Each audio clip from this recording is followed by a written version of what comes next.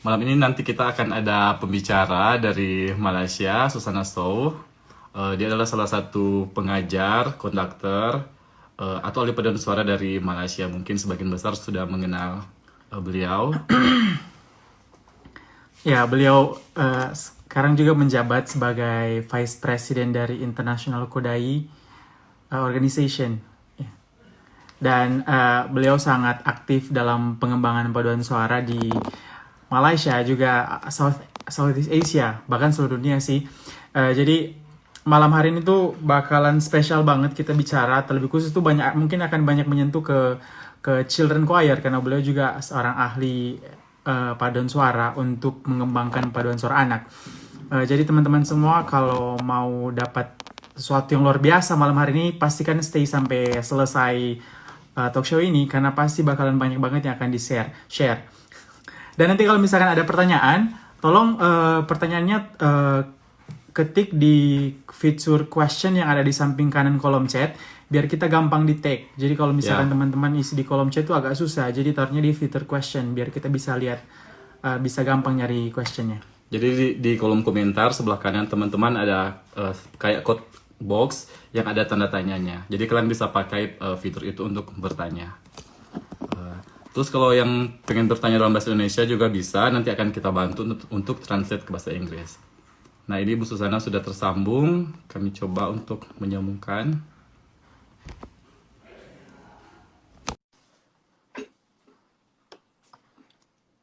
Halo semuanya. Hai Susanna. Halo. How are you? How are you? I'm fine, thank you. And you all? Yeah. Yeah. Growing ya. Rambut jadi panjang. Yeah. How are you? You look good. Yes, okay. Yeah, keeping myself busy. Yeah. Yeah. So how's the yeah, we great. Just stay at home and working for the virtual choirs. Yeah. That's Yeah, good. yeah. So how's the situation in KL now? We have now conditional movement control. That means more shops are open, but for us who are takut mati one, we still stay at home. Takut mati. Yeah. Okay lah. Yeah. So the stores are reopened. Yeah. Yeah, they have to resume the business. If not, it's going to be quite a challenging time for everyone. Yeah. Here is still some of the stores still closed, I think. Yeah. Yeah, some closed, but some Schools. the schools also Yeah, closed. schools also. Yeah, universities. Yeah.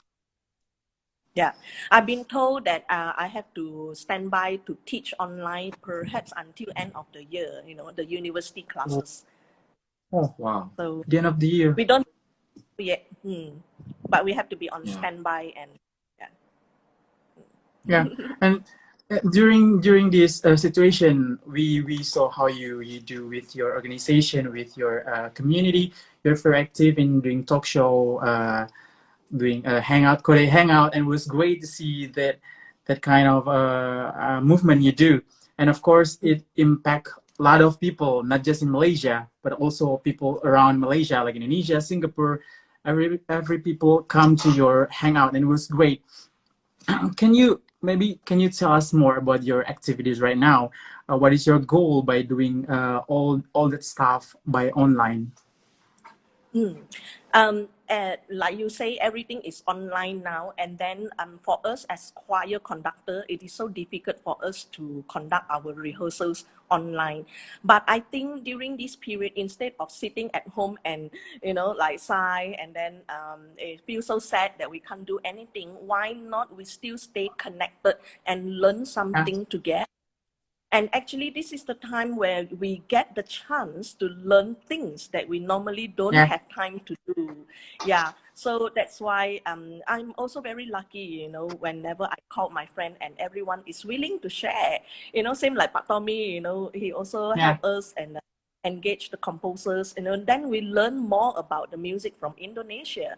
So I think this is a time where everyone help each other, and this is very important, and it's warm to see what is happening now through online, you know, and the world becomes smaller, and everyone stay connected and support each other, and while learning something new. I think that's great.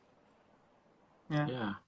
I mean, is the workshop can do very well, Susanna, you think, by the online workshop? Yeah. Yes, we also tried one round of the conducting course that is really into detail. That means we have a group of participants. We really work with them on conducting, score, study, everything. And initially, I was also a bit worried.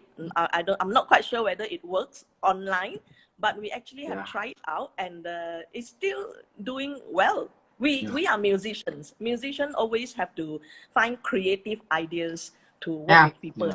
Yeah. Is there any obstacles or problem to do this kind of workshop? Maybe some people may feel that they want to have a lot more personal touch, you know. Take, for example, when we practice conducting, if I can let the student feel the strength of my arm, or I can actually adjust their gesture, that would be better. But we know that this kind of situation, it won't be forever. So we work on things at work now. Yeah. How good the results compared to the normal activities? We can work more. Take, for example, my choir rehearsal. Yes, because at the university, choir still have to go on. So normal rehearsal will be so focusing on the repertoire. We'll be so focusing on blending of sound, which we can't do now. So I actually have a lot of opportunities to listen to them one by one, and it has become like a personal vocal coach session. But I think that is good, because I get to know them better, know what are their abilities, know what are the areas that they need help. And another thing is, I really can use this time and drill their musicianship, because normally we only have that 15 minutes, you know, quickly do some musicianship training, and then we have to song. So this time around, we can actually do a lot more things with them on the hearing training, you know, score analyzing and all this. And another thing very interesting is because we are doing online, so now everyone will only show face on screen. So we work a lot on expressions. So we include a lot of drama activities for them, you know, and majority of the students who are so shy, suddenly they feel like, oh no, now I have no way to escape. I only show my face on the screen, and they have to practice and do something. Yeah, so we are trying something that normally we don't do, so which is good. It's really good. Yeah, it's really, really good. As far as we know, you are also a leader and owner of Young Choral Academy. Maybe you can share something to all of us and our friends that watching tonight about Young Choral Academy, your goal, your vision about it. Sure.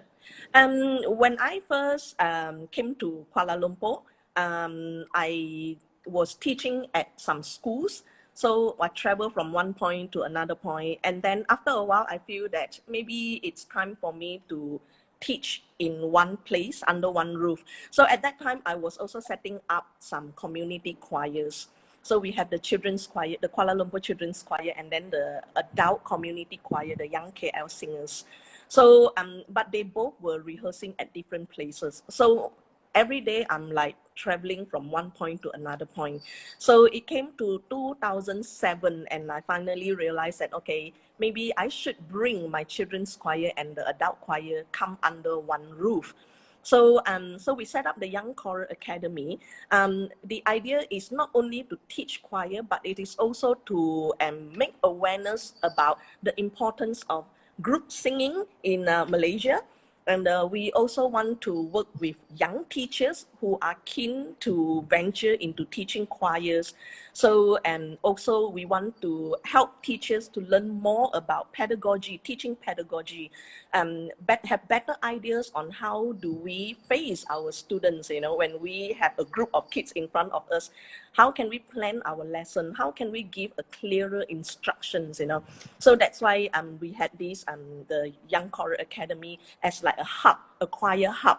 So anything to do with choir, you know, it will happen in this academy. So we also work closely with the Malaysian composition students and some Malaysian composers to encourage them to work more on producing more Malaysian choral works. So I think we have achieved quite a lot since 2007. And we have our children's choir now. We have teachers training courses, workshops. We organize events, you know, productions, competition, international and national level. And we do a lot of choral exchange. So if any of the choir want to come to visit Malaysia, you know, so we do all this busybody work. We pair them up with schools. We take them to school. But I think this is important. We are like an agent to bring people together. Yeah. Yeah, you said before about raising the awareness of how important to have a group singing in Malaysia. What makes you think that it is important to have group singing? Like, what music can bring to people through the group singing for you by doing this? And I think Malaysia is different from Indonesia and Philippines, whereas singing is like a very common thing in Philippines and in Indonesia, yeah. And even when I was in Indonesia, even though I walk on the street, you know, I hear people sing, and it's with good voice. But I don't hear that in Malaysia when I walk on the street, you know. If I sing on the street, people will look at me like I'm crazy. So the singing culture here is not so well developed yet. I mean, we do have a lot of fantastic singers, but they are a lot more onto maybe singing contests, or they may feel that, okay, only those with good voices will go and do performances. But because I have Kodai trained, and Zoltan Kodai, the famous Hungarian composer, said that everyone should sing, you know. And the voice, we are using our most natural instrument, that is our body. And I think if we really want to learn music, and we should start from our own voice, our own voices, yeah. So because we have to learn how to identify our inner feeling, you know, how to interpret, how to express our inner feeling before we go on to learn the instrument. And when we sing in a group, we are actually putting a group of people from different background, different walk of life into one group, one room. And you have to learn how to work with people using your own voice to blend with another person. You have to learn to listen. I think these are the skills not only important for singing, for our daily life. We have to learn how to listen to people. Yeah. And when we have a group of people sit together, we have to learn how to speak the same language, speak the same topic. Yeah, so I think singing in a group, apart from, you know, having fun, making music together, it also teaches us how to listen to other people. Yes. Yeah, we should quick to listen, slow to slow to get angry. Yeah, and we know that Young Choral Academy also now doing teaching, right? Like a school, Young Choral Academy. It's like a school, right? Yeah. Yeah, it's like How do you run the school, and how many teachers do you have right now? Wow, I never count how many teachers I have. We don't run it like the normal music center. When we call it a school, we are not like the school where they study subjects. Yeah, it is a music center. But I think in Malaysia, we have a lot of music centers that they focus on different instruments. But at Young Choral Academy, we only focus on choir singing and solo singing.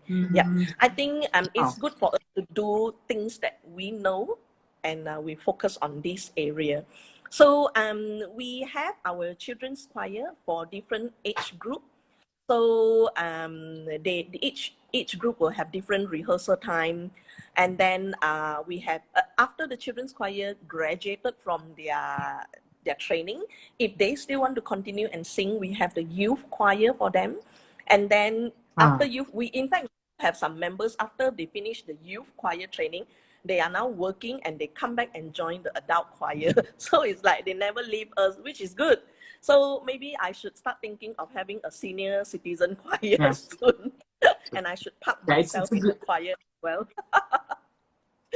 Yeah. Well, it's a good, So, it's a good way, right? Yes, it is. Yeah. Yeah. So in our Like- children's choir, we do have like some syllabus to work with the children's choir. Yeah, because we like tonight's title, we talk about elevating standards of choral performance through music education. And because we are a center, so we provide proper training courses for the children. So apart from teaching them vocal technique and understanding choral repertoire, we also want them to know more about what they are singing. They need to learn how to understand music. So we have a lot of musicianship session, musicianship training, you know, to help them to understand what to listen, what are they actually singing in a piece of music. Yeah. Yeah, it's great. Yeah, it's great. So Susanna, you do so many things about queer things, the festival, workshop, symposium in KL. How the people in Kuala Lumpur or in Malaysia respond to the Young Choral Academy?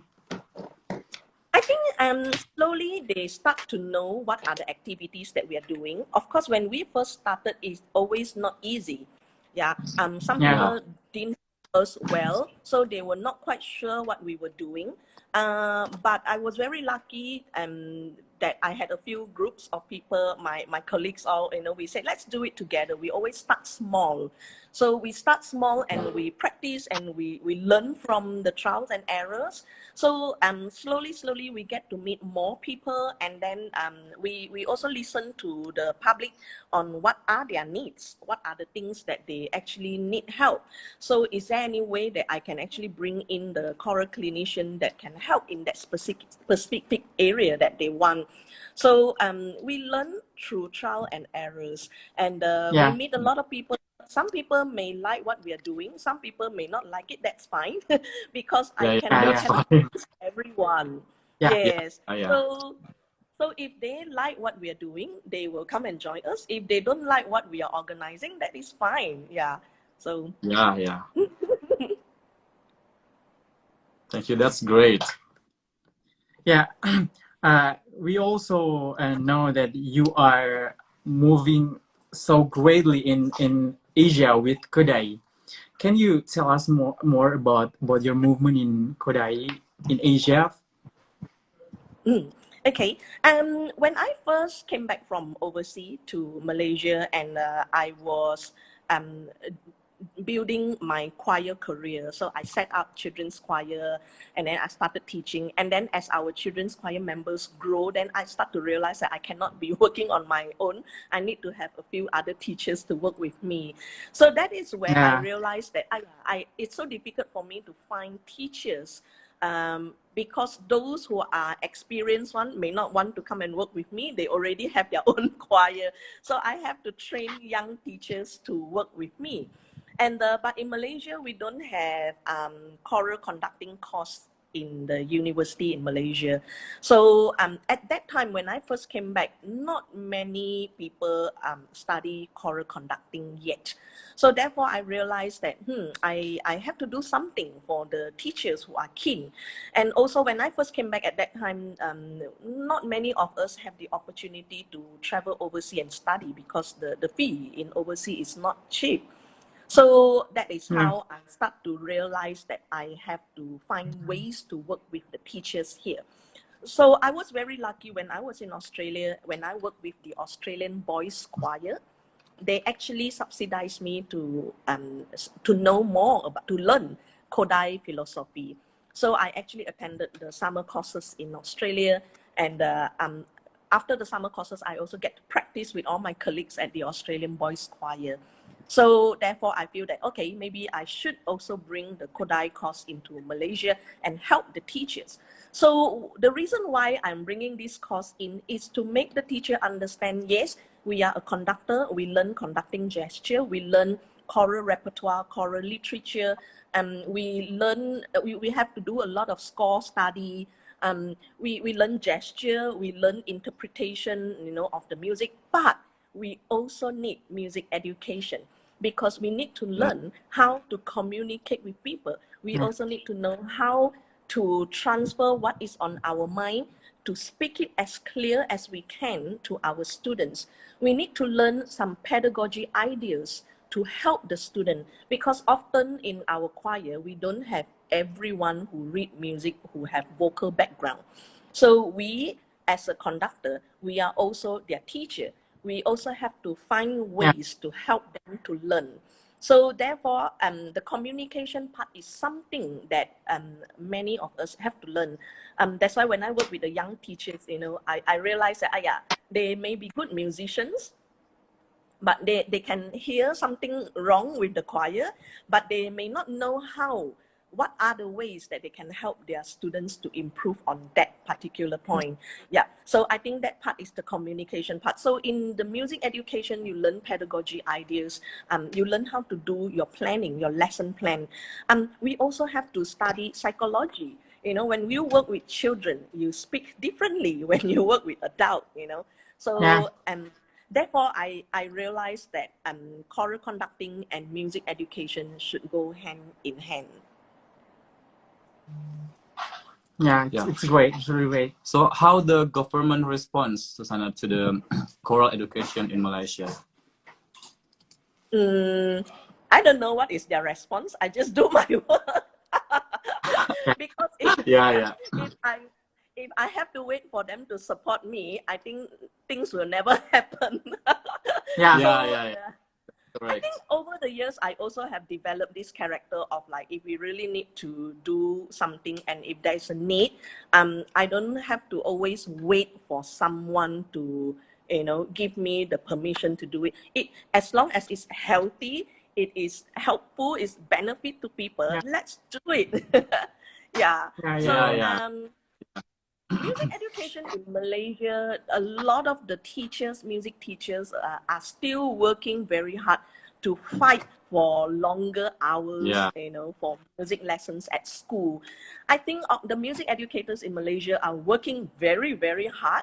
And so it's good that over these few years, I start to see music educators come together. So last year we had our International Kodai Symposium in Malaysia. So we start to meet even more teachers from different parts of Malaysia and even from the Southeast Asia region. And working together is so important. I always tell my students and my colleagues, as a music educator, we cannot work alone. We have to work together. So I think we are trying our very best, and so we do what we can do. And whenever the government show their support, of course, we are like, yay, we are happy. But if they don't notice what we are doing, it's okay. We still continue and carry out our mission. It's so inspiring for us to see your what you're doing with Malaysia, a music educator. Like by now, every teacher are increased, and every people started to interest in music education. And it was great. We as a country that for like a singing country maybe, we are really stunning to see your movement in Malaysia, and it was so great.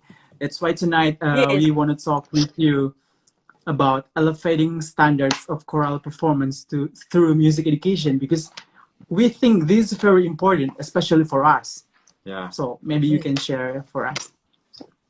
Yes, like just now I mentioned, when you study music education, you learn about pedagogy ideas, lesson planning and psychology part. It's like normally, I think I observe quite a lot of the young teachers in their rehearsal these days, because these days I think I work with a lot of young teachers.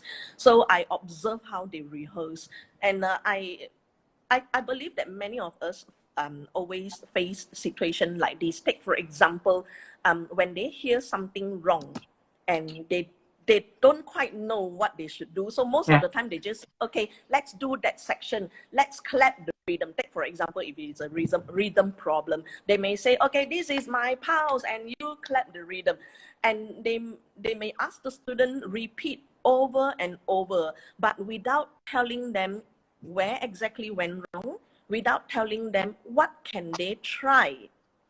Yeah, and so they were just telling them this section is not good, the rhythm is not good, let's try again. So therefore sometimes I told the teachers, you may have wasted 30 minutes to ask them to repeat that whole section, and they keep clapping and they keep making mistake and you feel frustrated. I say, if you know how to find ways to help them, that problem may be solved within 2-3 minutes. Yeah, so oftentimes I also see some young teachers, they will stop the choir and they say, this section, soprano, you didn't sing well, try again. Then the soprano, berteriak, no, it wasn't good. Well, if they also know the vocal pedagogy, if they can explain, maybe you try the modify vowel modification or whatsoever, or any other technical works, if they can tell them and the problem may be solved within few minutes. So that is the education part that we need to do. We need to learn how to guide our students. So the communication part is very important. I teach instruction methods at university and the college, and sometimes we spend a lot of time to practice how to say a sentence. Take for example, if they want to divide the class into half and just to sing 2 parts canon, and you will be surprised that there are so many teachers don't even know how to say it properly. Let's divide the class into 2 groups. They will say, you stand here, you stand here, and now you sing this, and so all the kids are like so confused. What am I supposed to do? It is actually the communication part, giving very clear instruction will really help you to save a lot of time in your rehearsal.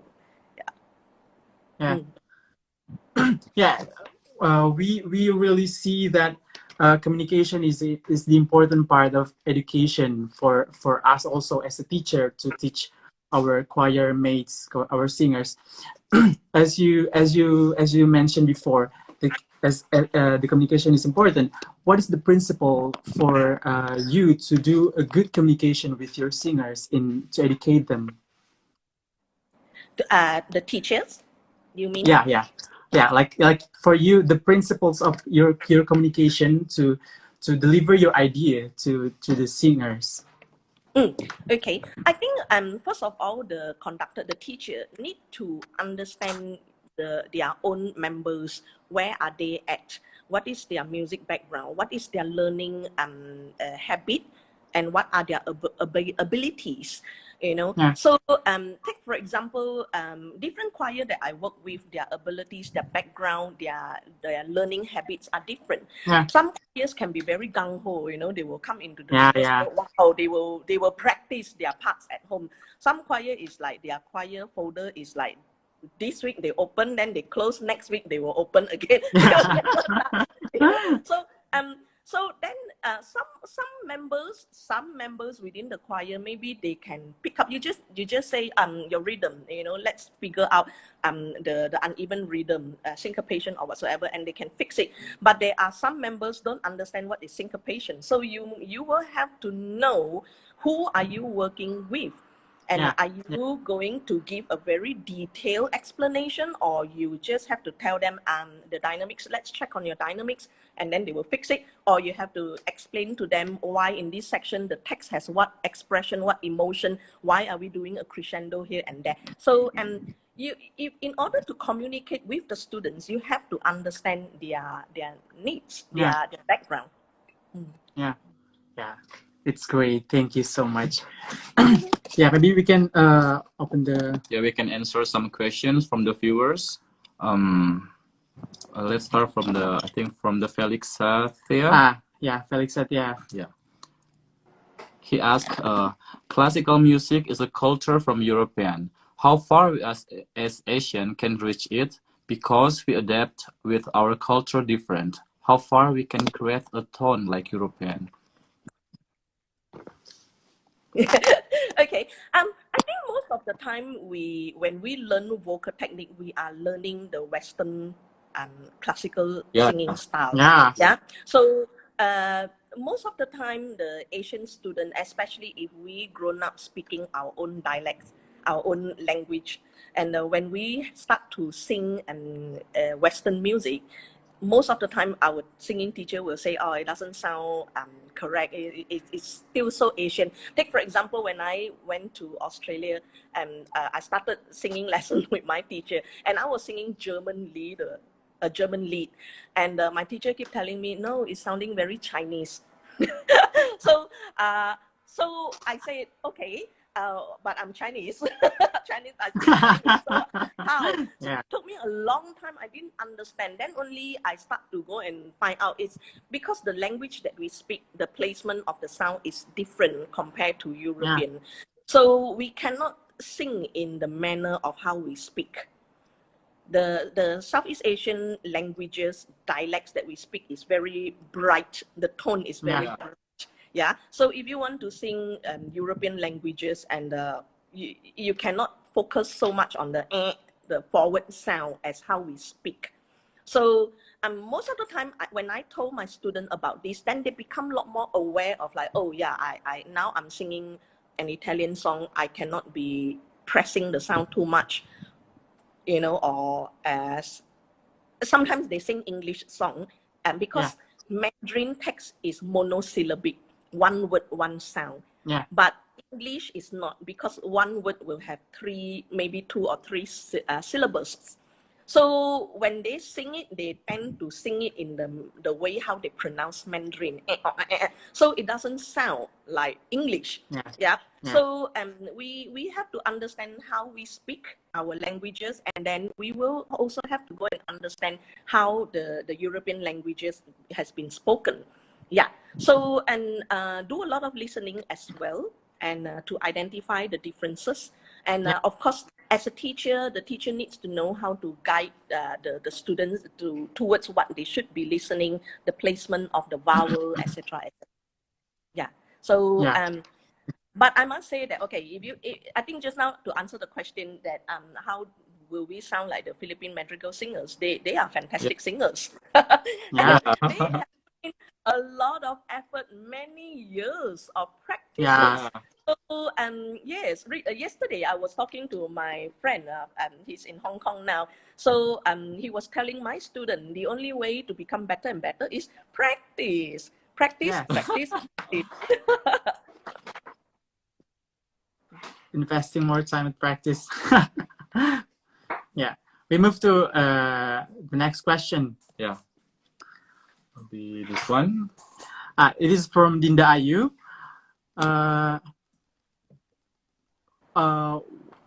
What do you think to be does it hard to teach children choir or other choir, and what is the reason? Does it How do we hard to what? teach Sorry. children?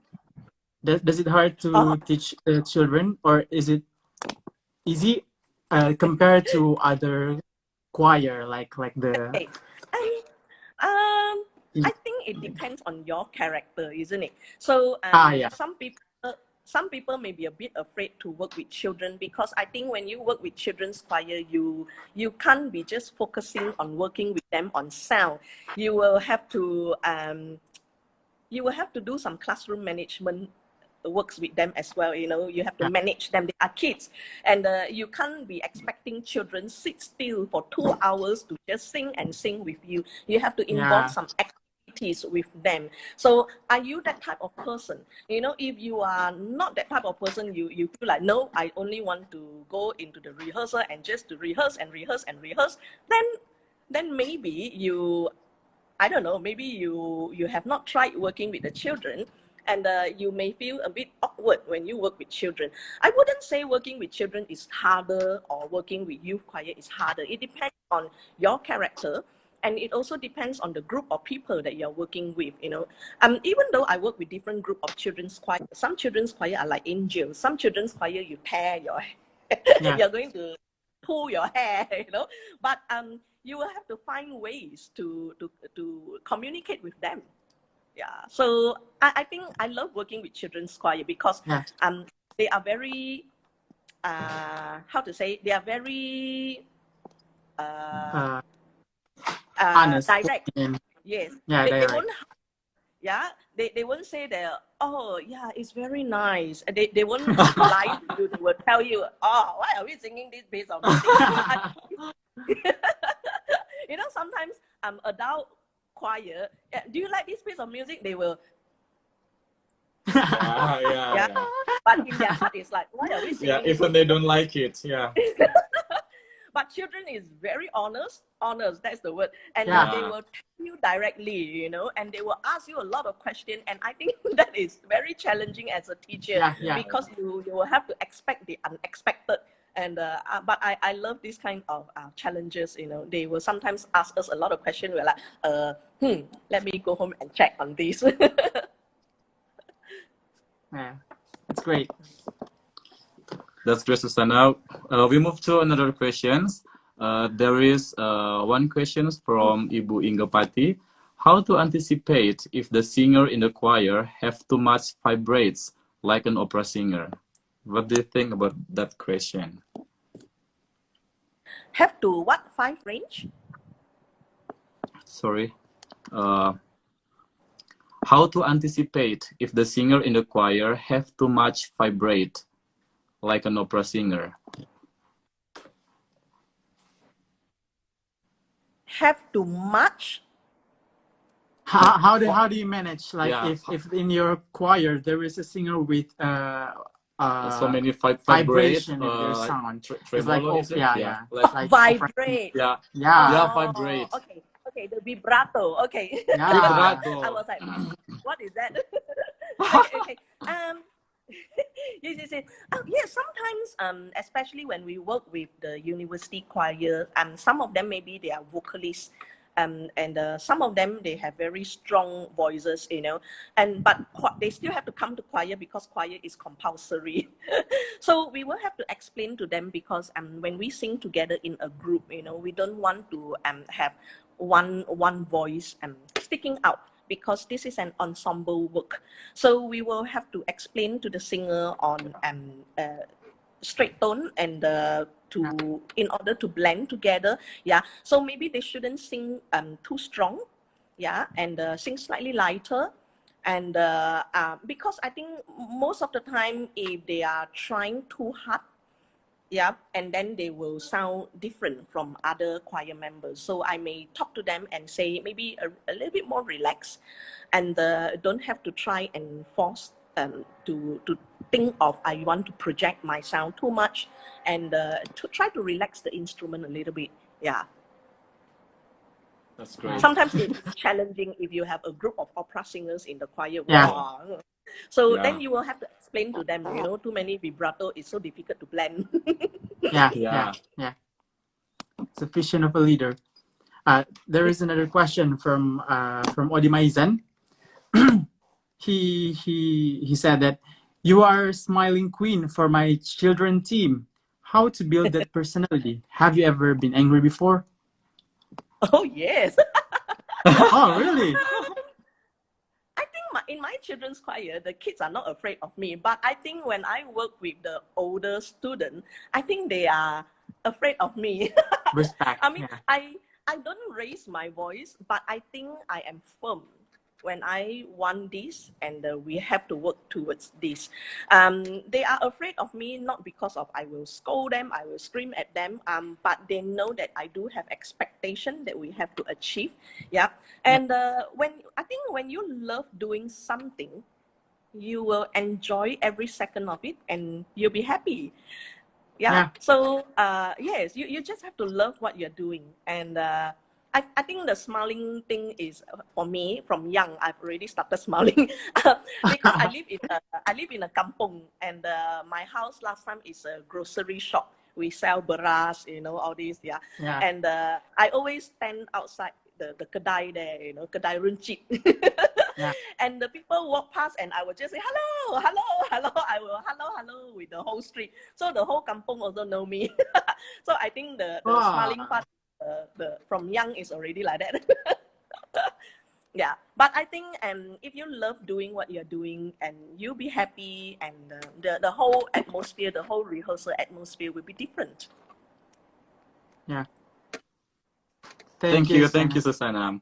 You always look so happy with your sound effect. So we move to the next questions. Do you have any experience on teaching children with special needs? Just any special needs? Yes. We used to have a few students who are Down syndrome and also autistic. They came into our choir, and we really appreciate that parents actually tell us upfront that their child has certain symptoms, so at least we as a teacher will know how to work with them. And we actually welcome special needs students into our choir, because I think it is very important for both parties. The kids have to learn how to work with special needs kids, and the special needs kids, they have the right to enjoy making music together with other people. And so as for teachers, we will have to know how to plan activities so that we don't push the special needs kids to achieve in a quick time. We allow them to work at their own pace.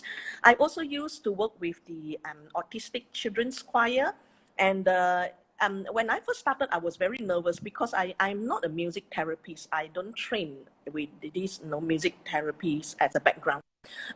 But when I work with the autistic children's choir, I added in a lot of activities. I went and do some research on how to work with autistic children, and of course, I talked to the National Association of National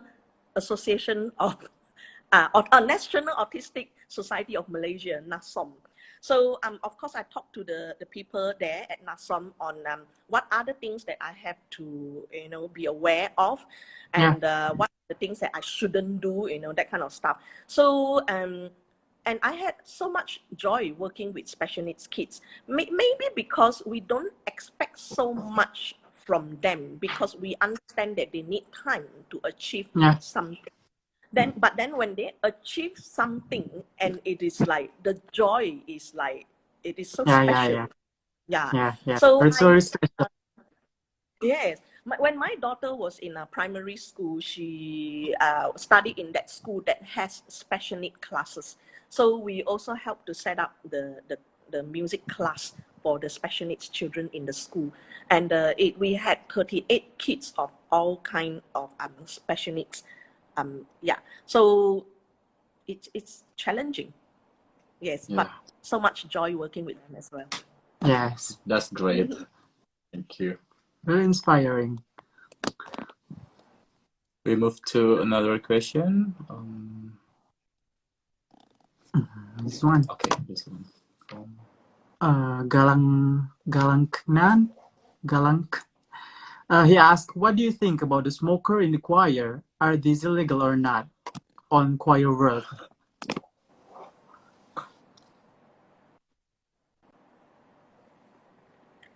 Say that again, because it's lag. Oh yeah. What do you think about a smoker in the choir? Are these legal or not in choir world? Smoker. The vocal. Can you hear me? The vocal. No. Smoker. The smoker. The smoker. Yeah. For youth. Yeah. The Is it legal or not? The choir, and Yeah. try not to, because I think smoking, we know that it's not a very healthy activity for our instrument, our body, So, and yes, sometimes in my adult choir, some of them may smoke, and but I will sometimes joke with them, and I say, if you smoke and your voice is not good, I cannot let you sing some solo lines. Sometimes sometimes they'll joke around, and sometimes we will talk about vocal health, and they have to learn to understand that our larynx is such a small organ that, you know, and it's doing wonderful works to help us to express our inner feeling. So don't ruin our beautiful larynx here. So and our lung as well. So yeah, don't smoke. Yeah. We don't do that. Never. Okay. I was interested in your saying before about how you teach children. Yeah. For you, the most important thing for us to have to face to teach children, what is that? Do you think Odi also ask about it? How do you build that personality for a teacher? Like, if they don't have kind of personality you have, what should they do with it to deal with the children? Okay. Okay, in my case, let's say school choir or the children's choir at my school. I think the students who come to this school choir or the choir at my school, because they like to sing. If they like to sing, they come to us, we are to support them to fulfill their needs. They like to sing. And I think most of the time, a lot of them love to perform. So sometimes we also organize performances for them. We let them sing songs that they like to sing. We choose songs that we think that can guide them, lead them to somewhere. So we need to have a balance of program. We need to work with them on preserving their vocal health, to make sure that they don't scream a lot. Because I think the children in Malaysia, they sometimes they admire a lot of the artists, you know, on the talent show. They want to sing or from very low range, then they go all the way up to very high range. Sometimes they tend to copy an adult artist. They're still young. So you also don't tell them don't sing like them, you know. Then they're like, oh, okay, you ruined my dream. So you will have to explain to them the pros and cons. You know, you're still young, so you develop your own technique first. You understand what is the healthy sound, vocal tone, and when you grow older, the more you work on your vocal technique, you will be a fantastic singer. So I think to nurture their interest, to support them, because they love singing. So make music lesson a fun lesson rather than a torture session. Like, wow, I go to choir rehearsal, it's like, no, 2 hours non-stop, drill, and have to sing high note, you know. Then after a while, they feel stressed, or they feel like, oh, you know, this is not what I like. They may eventually leave the choir. So we have to really understand their needs, their interests, and support them there. But how if it comes to such like you want to join competition for instance, how do you do when, you know, every singer comes with different background, and sometimes they also have a different response to your delivery. In the case of competition, you have also you have certain standards to perform. So if they are not doing very well to achieve it, how do you do with that situation? When it comes to competition, most of the time we, as a teachers, we have a few colleagues in one group. So we will talk to each other and see, is it worth sending them for competition? Are they ready to go for a competition? Are they emotionally ready to go and participate in a competition? You know, if they feel so timid, then maybe competition is not for them yet. Maybe we should build their confidence first. But we sometimes we have some kids, some groups of children, they are very gung-ho, they are like, we want to go for competition. Okay, so you know that emotionally they are ready for a competition. Then you will have to think of the competition repertoire. Where are they? You know, is this choir able to sing a very advanced piece of music, or maybe musically they are not there yet? So that will affect the way you select the repertoire. So if if they are not so advanced level yet, they can't handle a lot of difficult repertoire, then we don't take them to the very high-end competition. Maybe we let them try out in a smaller scale competition. Then at least they won't feel like, oh my God, all the other choirs are singing 5, 6, 7, 8 parts, and we are only singing 2 parts with piano accompaniment, and the morale will drop as well. So yeah, so we as a teacher, we work with them for a long time. We should know their abilities. Yeah, we should be realistic, right? Yeah, we see. It's great. Sometimes it's good to bring them up to competition, but you will have to actually let them think of competition in a healthy way. It's a healthy competition. We don't want them to go out and feel like, I am the winner, I am very good, and I'm definitely going to win competition. What if they don't win? And the morale, some kids will say, oh, it's wasting my time, I don't want to join choir anymore. Yeah. I see. So when the kids, so now when the kids join the competition, is there anything happen like when they receive the result and they don't win, and some of them are crying or maybe angry to you or to their mom? Is there anything like that, and how you handle that kind of situation? Okay, we always constantly talk to the students and constantly communicating with parents.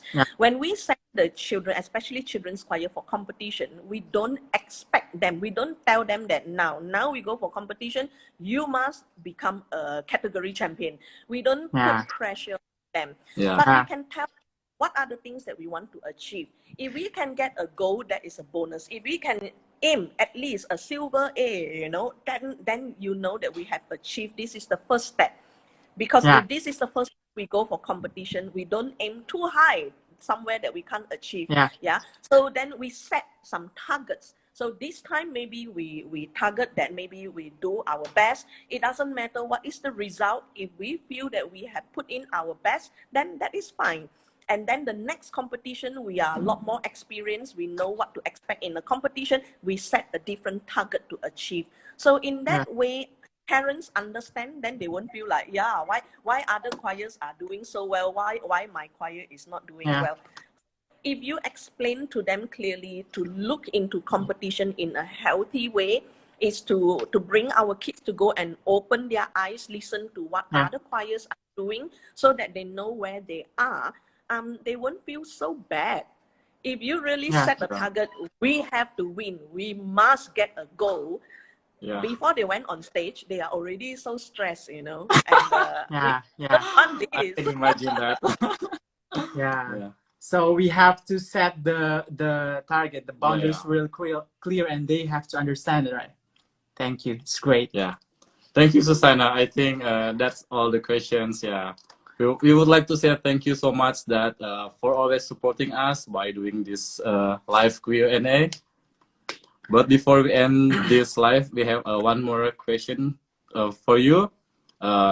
You are one of our jury in the Bali International Choral Festival. What do you think about our festival, the BICF? The Bali International Festival is fantastic. Bali itself is already like a paradise. And I think all the competitions, the festival that I have been in Indonesia has been wonderful, because the passion of the choirs in Indonesia is so strong. The singing passion is so strong, and the people are so friendly in Indonesia, even though sometimes I don't know their name, and then they will just say hi to me, they will talk. The whole environment is so vibrant in Bali. And yes, and I don't see competition there. I don't see people have rival. I don't know, perhaps they have, but I don't see it. But I love it, and it's well organized, and yes, always meet beautiful people there at Bali International Choir Competition. Thank you so much. Thank you, Susanna. What do you think about our other activities, like workshop, like symposium, something like that? What do you think? Yes, I think it's very good that now you also organize during this pandemic. You also organize this kind of talk, and you also invite some choral clinician to speak on different topics. I think that's very good, and I believe that before this, Pak Tommy also organizes quite a lot of workshops. You know, bringing choral clinician to work together. Yeah. That is fantastic. So keep on doing what y'all are doing. This is Thank you. fantastic. Yeah, thank you. Thank you so much. Okay, I think that's all, Susanna. Terima kasih banyak. Thank you so much Terima for. kasih. Yeah, take care everyone. Yeah, you Take too, care, you you too. too. Thank you so much semuanya. Terima kasih banyak semua yang sudah nonton malam hari ini. Semoga talk show malam hari ini bisa menginspirasi dan memberi kita visi yang lebih jelas, Yeah. lebih bagus buat para teachers luar sana. Dan jangan lupa besok kita masih akan ada talk show lagi dengan Ibu. salah seorang legenda Ya. paduan suara atau penyanyi legenda Indonesia, Ibu Katrina Laimena. Dia adalah guru dari semua ahli-ahli paduan suara saat ini yang kita kenal di Indonesia. So pastikan teman-teman semua stay juga besok buat nonton talk show besok, karena pastinya bakalan banyak experience yang bakalan di-share sama Ibu Katrin. So thank you semuanya, terima kasih. Thank you Susanna. Susanna, one more thing. Can you Thank smile? you. Can you smile? I will capture this live. Can you smile? Give us your best smile. Give us your best smile. Okay. Thank you. Yeah. Bye, Thank you. Susanna. Stay safe. Stay safe, stay healthy. Bye bye everyone. Bye-bye. Bye. You too. Yeah.